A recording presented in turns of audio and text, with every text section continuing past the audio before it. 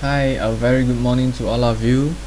Today we are proud to present on our project on this topic, organizational transformation. As we all know, we are living in this dynamic world whereby the environment surrounding us is always fast changing, and if we don't react to it correctly or timely, we'll be in trouble. For example, when we come to NUS, we have to pick up this PPT and the presentation skills in order to perform. Therefore, adaptability is crucial to our survival. And this concept is also applicable to every organization or company out there because nowadays the changes are accelerated by technology. So transformation is one of the most common and effective approach that companies take to tackle with this issue. And what defines a transformation?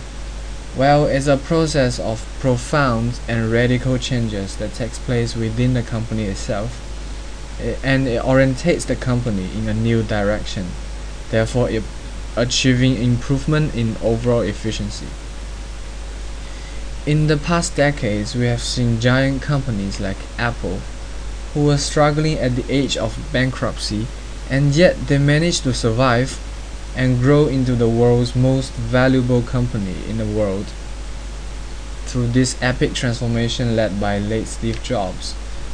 Also, we have witnessed the death of Lehman Brothers in the financial crisis that hits the world in 2008 and wiped out millions of companies. However, having a transformation does not guarantee your success. In the following slides, we are going to examine and analyze some of the cases that we encountered, and as well as some of the real-world companies that failed or succeed after transformation. Now I will pass on to Yichen to elaborate more. Thank you, Liang-Zhu. Now I will introduce the first factor, which is employees' satisfaction level. Our group member, Lin Ye's parents, are working in the Linchuan First People's Hospital. The government-owned hospital was subcontracted to a private investor in 2002 for a period of 20 years. According to the contract, the investor must maintain the current welfare level for the employees. This new investment brought hospital with more advanced facilities and systematic human resource management. Growth was evident by 23% improvement in revenue after 5 years, and this figure was expected to increase further. So far, the hospital was operating fairly promising.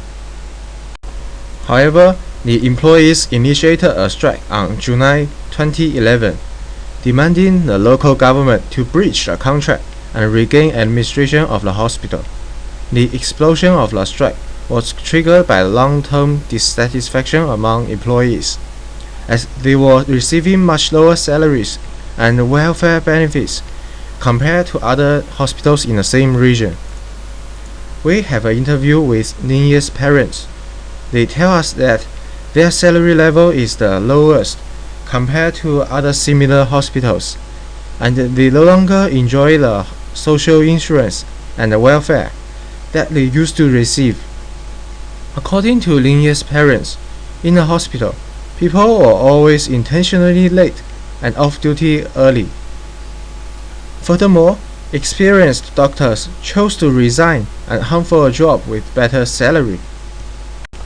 As the result, employees of the hospital were disappointed by the transformation, and an agreement was reached and the hospital was reclaimed back by the government on 31st December 2011. The Linchuan First People's Hospital case was not uncommon. A similar case took place in 1998 when Ma'anshan Rubber Factory was subcontracted to Anhui Haitian Group Company. According to the contract, the latter must take responsibility for the former workers' wages, medical and pension insurance. However, the firm did not keep their promises. On January 10, 1999, a major conflict took place as workers' families were expelled from the industrial zone. Employees attacked the security guards and ceased working. By February 24th, over 400 workers were involved. On September 15th, workers started to assault company's management and even attempted suicide on the nearby railways. The strike alarmed the local government, and an immediate investigation on Haitian rubber factory was held. On March 13, 2001, the court requested Haitian Group Company to step down. The transformation of Ma'anshan rubber factory was a failure because the management did not fulfill the employees' needs timely and failed to comfort them even though they were well aware of the wide-range dissatisfaction and engagement within the organization. Let's re-examine the two cases. We can see that equitable wages and social welfare for the employees is indispensable in maintaining the satisfaction level of employees. Moreover, the management should never ignore dissatisfaction among employees. Thank you, Yu Chen. So now I'll tell you about our next transformation, the NUS Chinese society. And the factor analyzed from this case is that when facing obstacles, organization needs to achieve a successful relocation of its resources through a transformation. So firstly, just a brief background. Chinese society has 4 performance-based subcommittees, namely Chinese drama, orchestra, crosstalk, and Geyao, and each of them hosts 2 concerts. And the next background is the change of school accommodation rules this year, which I'm sure you are familiar with. The new rule cancelled the CCA point system, and instead, each CCA is given a limited number of recommendation slots for the campus accommodation. Consequently, under this rule, students tend to focus on only one CCA rather than attending multiples. A significant decline in the membership was observed across all CCAs, including Chinese society, and this severely impacted Chinese society. Furthermore, there is always a strong competition between the Chinese society and the NUS Center for Arts. Basically, they are competing against not only the talents but also the audiences for their concerts. In order to break this dilemma, Chinese society decided to relocate its limited resources, shifting its focus from the 8 different concerts to a single new one. And this new concert only selects the best performers from the 4 subcommittees and mix them up. This ensures the quality of the concert, at the same time give the concert another advantage, the wide variety in the performances. And this concert was held on 17th March, and a great success was achieved. More than 2/3 of the seats were filled, and most surveyed audiences agreed on Chinese society's improvements. They also felt a better impression about Chinese society after this concert. Therefore, this proved a successful transformation, and it is attributed to the relocation of the resources. After telling you about the story of Chinese society's transformation, next I will talk about a similar case study of these 2 companies, which I'm sure you are familiar with, Kodak and Fujifilm. Both of them are famous companies in camera film industry, especially Kodak. It was one of the famous company in last decade. But let's look at what's happening to them now. Kodak just filed for bankruptcy protection this year, and Fujifilm was earning over 2,000 billion yen last year. The reason for this difference between them is the decision they made while facing the rise of digital products last decade. Fujifilm took a full-scale transformation from the conventional film industry to the digital film industry, while Kodak still focused on conventional film industry. In the end, no one can stop the rise of digital film products, and Fujifilm enjoyed the benefits of relocating its resources.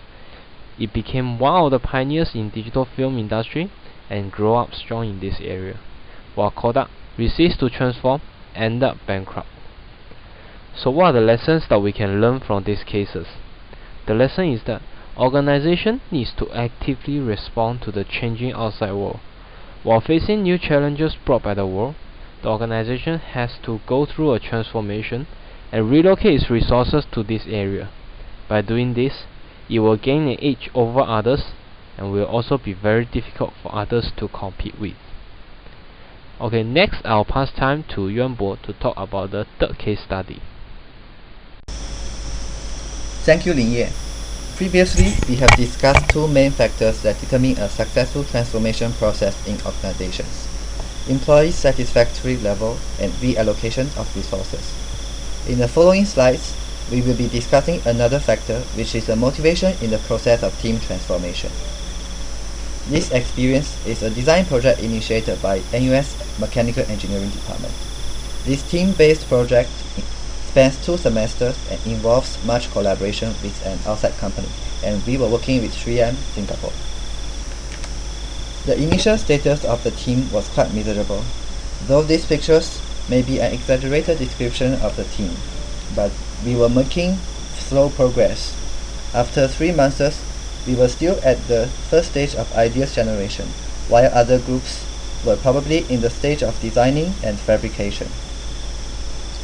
However, what happened to us next was something quite surprising and extraordinary. Our partner company 3M called out a meeting to discuss the progress and the plans of the project. While we were expecting any possible blames and requests, 3M highly praised the creativity of our ideas. Furthermore, 3M regarded this project as a real company project instead of a routine academic essay. They believe that our ideas may be patentable and journal publishing is also possible for our design. And along the way, they are willing to help us. The team realized it was a nice opportunity to really create some value inside the campus, and everyone became much motivated after the meeting. The transformed team was much more exciting and energetic. Though grades are important, but the motivation to create value by ourselves is just a fantastic feeling. Roles were assigned to one's capability, such as project coordinator, artwork negotiator, and design researcher. Responsibility became much clearer than before. Gantt chart was also introduced to monitor the progress of the team and feedback to 3M Singapore weekly. We were experiencing a real company project team style, and the results were amazing. In the next 5 months, we have achieved more than we can expect. Besides the 3D drawing of our idea of our prototype, we also fabricated successfully inside the labs of the school. Besides that, we are also drafting a journal prepared for publishing. Through this experience, we learn a lot, and we find that in the real-world companies, motivation plays even a more important role in transforming ideas to values. In 3M Singapore, ideas were transformed into products daily. In fact, people in 3M were much motivated to engage in personal projects during the working time, and these projects are highly rewarded once the ideas were proven to be profitable. So, to conclude our presentation, we find that all these examples and cases only prove one word: transform.